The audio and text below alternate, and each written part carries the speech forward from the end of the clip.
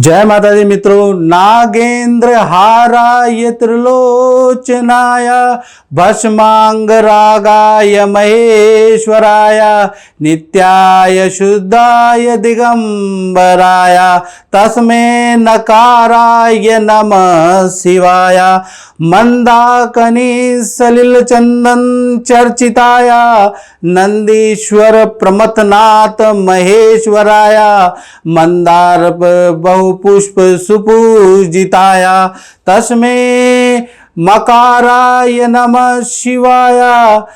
मित्रों, इस कार्यक्रम में हम चर्चा करने वाले हैं कि श्रावण मास कब से कब रहेगा, कब से कब तक है, साथ ही साथ कितने सोमवार इस मास में आने वाले हैं और कावड़ यात्रा कब से शुरू है, कब खत्म होगी, कैसे 4 सोमवार में पूजा पाठ करनी चाहिए, इस बारे में इस कार्यक्रम में हम डिटेल में चर्चा करेंगे। सबसे पहले स्कंद पुराण के अनुसार या शिव पुराण के अनुसार देखा जाए, श्रावण मास में पूजा पाठ करना, व्रत करने का अति विशेष लाभ होता है। यानी शिव जी की पूजा करना अति विशेष कर लाभदायक होती है स्कंद पुराण के अनुसार। साथ ही साथ ये भी मित्रों मान्यता है कि शिव जी का ये अति प्रिय मास है और माता पार्वती ने जब तप किया था उस तप से प्रसन्न होकर ऐसी भी कहावत है कि श्रावण मास में ही उनको पत्नी स्वरूप शिव भगवान ने प्रसन्न किया था।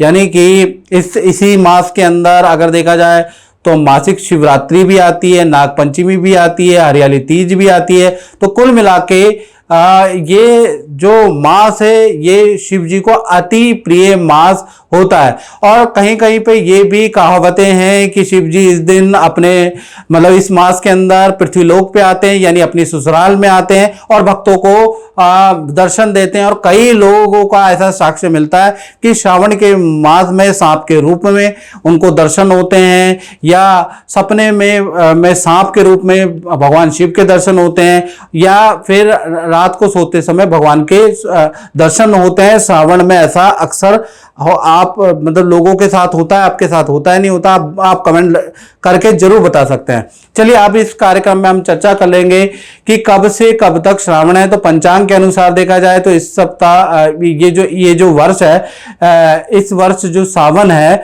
वो 11 जुलाई 2025 से प्रारंभ होगा और 9 अगस्त 2025 यानी रक्षा बंधन जिस दिन होगा वो होगा 9 अगस्त 2025, उस दिन तक श्रावण रहने वाला है। और इस बार अगर देखा जाए तो 22 जुलाई तक एक विशेष योग भी बन रहा है ज्योतिष के अनुसार।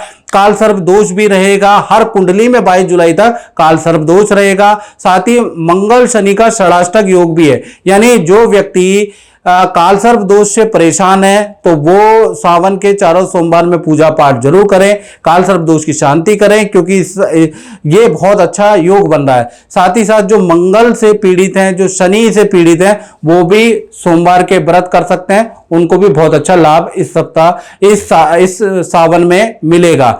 चलिए अब सावन के सोमवार कौन कौन सी डेट में इसके बारे में चर्चा कर लेते हैं। पहला सोमवार 14 जुलाई को पहला सोमवार है। दूसरा सोमवार जो सावन का है वो 21 जुलाई को रहेगा। तीसरा जो सोमवार है वो 28 जुलाई को रहेगा और चौथा और अंतिम सोमवार कहीं ना कहीं आपका 4 अगस्त को रहने वाला है। साथ ही साथ सावन शिवरात्रि के बारे में बात करें तो 23 जुलाई को सावन शिवरात्रि रहेगी, याद रखिएगा। नाग पंचमी की बात करें तो नाग पंचमी 29 जुलाई को रहने वाली है पंचांग के अनुसार। अब हम चर्चा कर लेते हैं कि कावड़ यात्रा कब से कब शुरू होगी और शिव को चढ़ाने का जल जो कावड़ी है उनके लिए बहुत इंपॉर्टेंट है।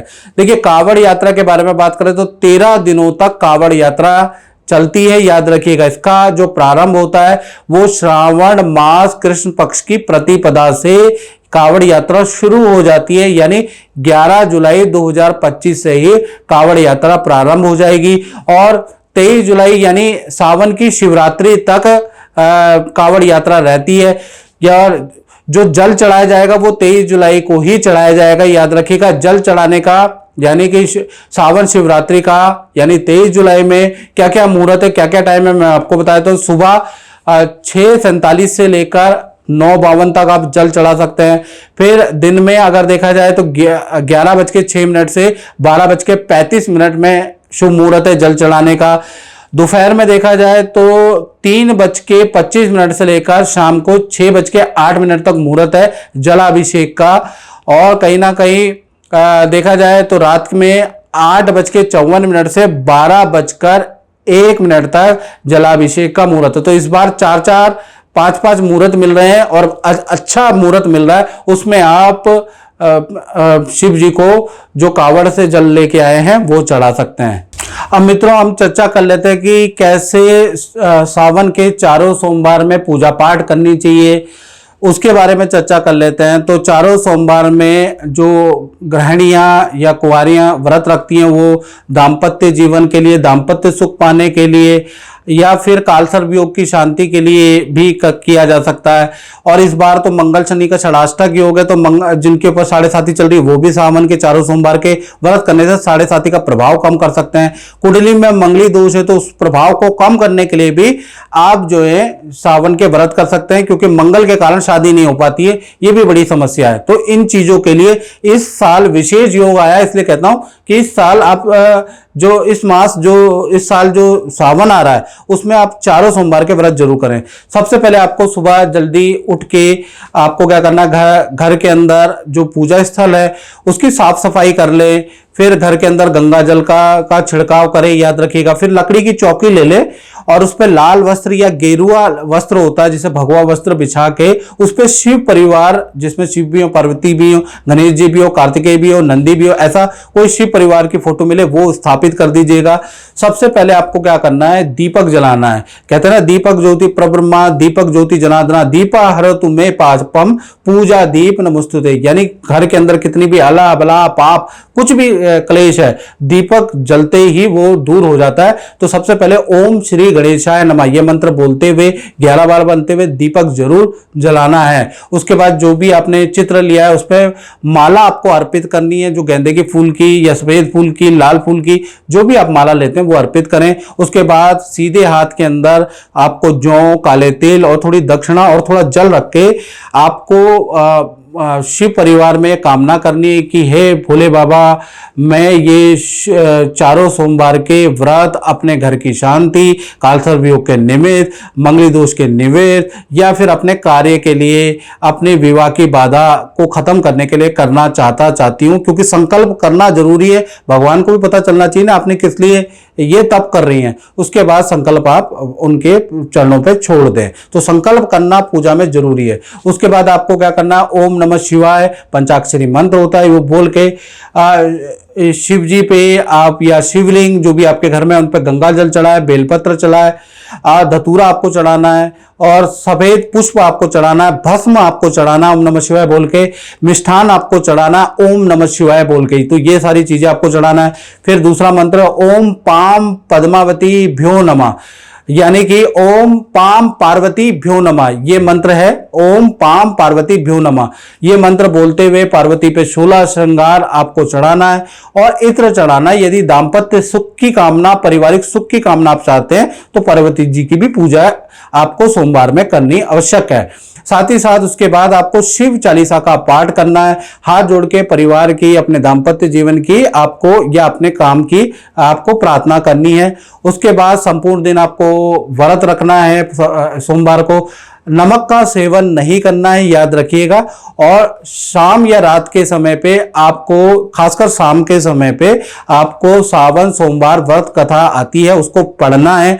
उसके बाद आपको आरती करनी है शिव जी की, खीर का भोग आपको लगाना है। तो इस प्रकार से आप 4 सोमवार के व्रत कर सकते हैं। पार्वती की पूजा भी आप करेंगे। यदि आप दाम्पत्य सुख, विवाह सुख चाहते हैं या पारिवारिक सुख चाहते हैं तो पार्वती जी को भी 16 श्रृंगार और इत्र चढ़ाएं। और उनका मंत्र है ओम पाम पार्वती भ्यो नमः, याद रखिएगा।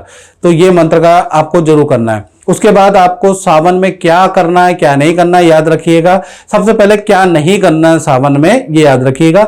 नमक व्रत करते हैं तो नमक नहीं खाना है, चाहे सेंधा नमक हो, बिल्कुल नहीं खाना है, याद रखिएगा। दूसरा, आपको इस समय पे बालों में, क्योंकि उस दिन नहाना भी है, तो शैम्पू नहीं लगाना है, याद रखिएगा। शैम्पू सावन का आपको परहेज करना है। तीसरा, लहसुन प्याज का आपको परहेज करना है और कोशिश करिएगा जब आप पूजा पाठ करते हैं तो काले कपड़े ना पहने। याद रखिएगा, शिव जी की पूजा या पार्वती की पूजा में लाल, सफेद, पीले, किसी भी प्रकार, हरे, किसी भी प्रकार के वस्त्र पहने, काला रंग ना पहने। साथ ही साथ नाखून और बाल नहीं काटने उस दिन, याद रखिएगा।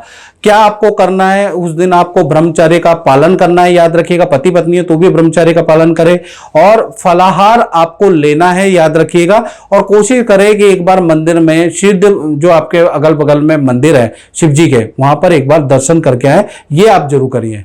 तो मित्रों, ये कार्यक्रम में इतना ही, मुझे दीजिए इजाजत। जय माता दी।